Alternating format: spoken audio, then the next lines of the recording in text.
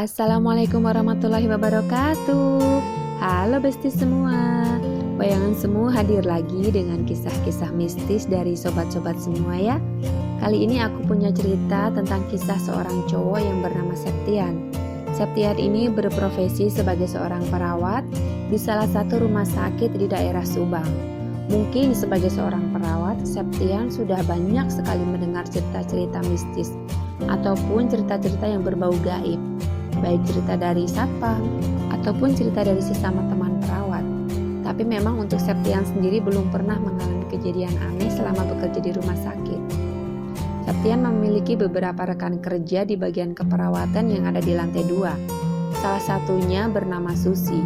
Susi ini termasuk salah satu perawat yang sering sekali dijaili oleh rekan-rekan yang lain, karena memang dia orangnya penakut, tetapi orangnya asik kok kalau diajak ngobrol ataupun untuk bekerja sama. Sampai pada suatu ketika Septian pun mengalami kejadian mistis yang tadinya dia tidak begitu percaya dengan hal-hal seperti itu. Bagaimana ceritanya Besti? Langsung aja ya, check it out. Hari-hari Septian lalui bekerja di rumah sakit. Kadang dia masuk shift pagi, kadang juga masuk shift sore, pulangnya malam. Pada hari Kamis, Septian dan Susi kebetulan masuk dinas sore bareng.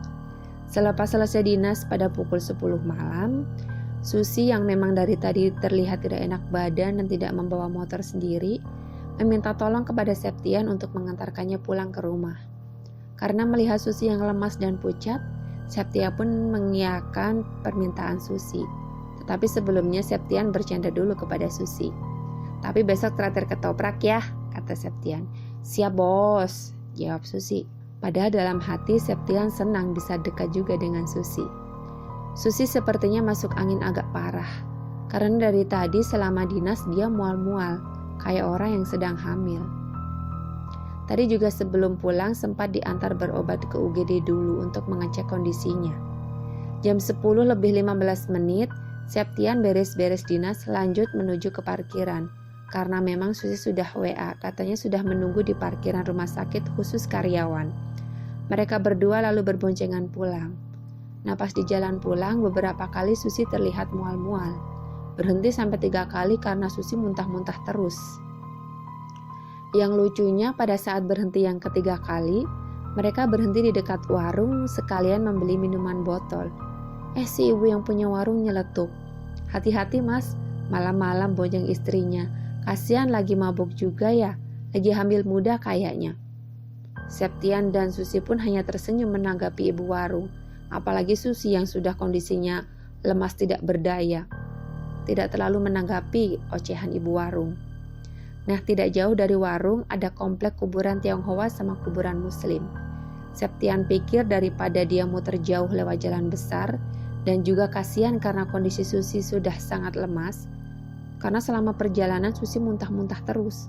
Akhirnya Septian memutuskan motong jalan lewat kuburan Tionghoa, yang seberangnya juga ada kuburan Muslim. Septian pikir, tidak bakal terjadi apa-apa. Mungkin kalau ada yang tahu ini di daerah Subang, yang ada kampusnya seberang sama pemakaman-pemakaman gitu.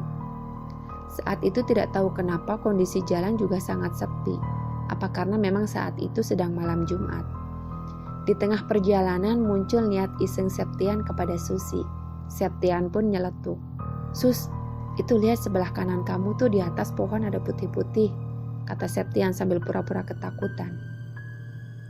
Bukannya malah digas karena takut, tetapi Septian malah memperlambat laju kendaraannya. Mungkin karena penasaran, Susi pun menengok ke kanan. Dan langsung saja Susi ketakutan dan memeluk Septian dari belakang. Dalam hati Septian girang dong dapat pelukan gratis. Septian makin senang karena modusnya berhasil.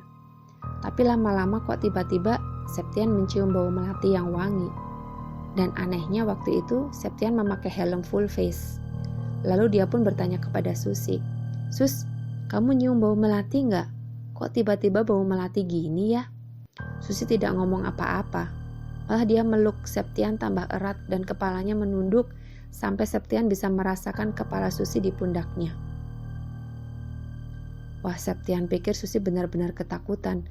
Lalu Septian pun mempercepat laju motornya dengan harapan cepat keluar dari kuburan tersebut. Sehabis kejadian itu Susi hanya diam saja. Pas sampai di rumah, baru tiba-tiba Susi nempeleng kepala Septian dan agak emosi.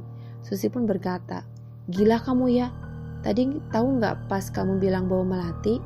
Aku nengok ke kanan, di tengah-tengah makam ada perempuan berdiri melayang dengan gaun putih dan rambut sampai ke bawah. Samar-samar kulihat dia meringis ke arah kita," kata Susi dengan nada marah karena kesal dengan Septian. "Seriusan Sus? Kok aku nggak lihat?" "Ah, bercanda kamu," jawab Septian heran. "Iya makanya aku diem aja, pokoknya besok-besok aku nggak mau lewat situ lagi," jawab Susi kesal. Lalu Susi bilang, "Jangan lewat sana, mending muter aja." Septian pun mengiyakan perkataan Susi. Tapi dipikir Septian, Susi hanya bercanda, karena tadi Septian tidak melihat apa-apa. Akhirnya Septian pun pulang. Nah, apesnya di tengah jalan itu wangi melati kecium lagi, tapi sumbernya dari belakang. Anehnya yang tadinya santai, langsung aja Septian merasa takut dan merinding. Motor tiba-tiba terasa berat, seperti kayak ada yang ikut membonceng. Septian pun melihat di kaca spion. Ada Mbak Kun-kun yang lagi duduk di belakangnya. Septian kaget, tapi tetap tenang dan membaca ayat-ayat kursi dan surat-surat pendek dan yang dia hafal. Septian tancap gas terus walaupun motor terasa berat. Setelah itu, bau wangi melati hilang dan motor mulai enteng kembali. Sesampainya di rumah, Septian ditanya oleh ibunya, kenapa dia panik dan tergesa-gesa seperti itu. Septian bilang ke ibunya kalau tadi lewat kuburan dikerjain sama Mbak Kun-kun. Ibunya sedikit nyengir dan menyuruh Septian untuk segera berwudu. Setelah bersih-bersih dan berwudu, Septian mencoba untuk beristirahat karena badan sudah capek bekerja seharian, ditambah lagi dengan kejadian aneh tadi. Dan kejadian menyeramkan itu datang lagi. Beberapa menit sebelum tidur, Septian terbangun karena mendengar suara tangisan dari balik jendela. Dia yang tadinya sudah dikerjain pada saat pulang dari rumah Susi dan dalam hati berkata, "Astagfirullah, ngikutin nih Mbak Kun-kun." Tapi makin lama suara tangisan itu makin lama makin jauh. Karena Septian pernah dengar kalau ada Mbak Kun-kun yang tangisannya jauh, sebenarnya dekat. Segera Septian mencoba bangun, tapi badannya tidak bisa digerakkan. Dia terus membaca doa, terus dan terus, sampai akhirnya badannya bisa digerakkan. Septian pun langsung ngacir lari keluar kamar menuju kamar adiknya, karena biasanya kamarnya tidak dikunci. Lalu dia bangunkan adiknya. Dengan masih mengantuk, adiknya bertanya, "Kenapa kak?" Kata Septian, "Gak ada apa-apa. Banyak nyamuk di kamar kakak." Adiknya pun hanya berkata, "Oh." Lalu Septian pun tidur dengan adiknya. Keesokan harinya Septian berangkat dinas siang karena dia masih dapat jadwal dinas masuk siang. Sesampainya di rumah sakit, Septian mencoba mencari Susi. Septian coba ngobrol dulu dengan Susi. Septian pun bertanya kepada Susi, "Sus, gimana kondisimu sekarang? Kemarin kan agak kurang sehat dan pas aku antar pulang, kamu kan ngelihat Mbak Kun-kun di jalan kuburan sana." Dengan herannya Susi pun mengerutkan dahi. "Ngomong apa sih kamu? Kemarin kan aku pulang naik motor duluan lah. Gimana ini? Kok beda cerita dengan yang Septian alami kemarin?" Lalu Septian pun ceritakan kepada Susi apa yang dia alami kemarin malam. Kalau Susi kemarin agak kurang enak badan, terus dia minta Septian untuk mengantarkannya pulang. Dan di jalan pun dia dijaili oleh Mbak Kun-kun di daerah pemakaman Tionghoa. Susi agak meringis dan kaget juga mendengarnya. Susi berkata, "Aku udah pulang duluan kali." Terus Susi juga bercandain Septian, "Makanya jangan bercanda yang aneh-aneh kalau soal mistis-mistis seperti itu. Otak kamu jahil banget sih.